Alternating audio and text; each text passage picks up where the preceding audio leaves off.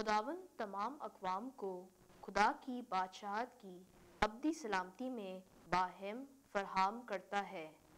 پہلی تلاوت اشعیاء نبی کا صحیفہ 2 باب 1 سے 5 آیات تک۔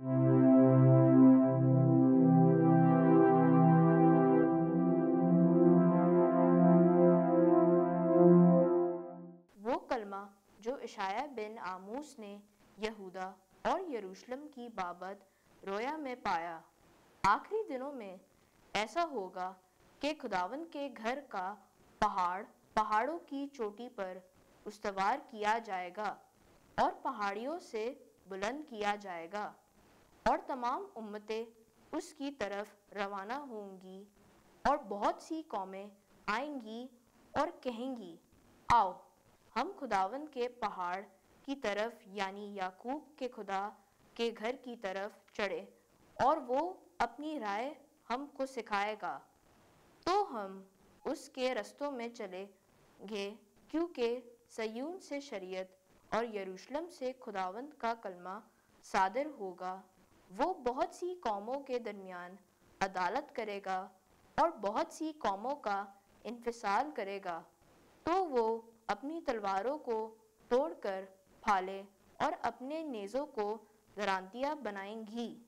پھر قوم پر قوم تلوار اونچی نہ اٹھائے گی، اور وہ پھر کبھی جنگ کی مشق نہ کرے گی۔ اے یعقوب کے گھرانے، آؤ ہم خداوند کے نور میں چلیں۔ پاک کلام کے پڑھے اور سنے جانے پر خدا کی برکت ہو۔ خدا کا شکر ہو۔ زبور اور اس کا جماعتی جواب۔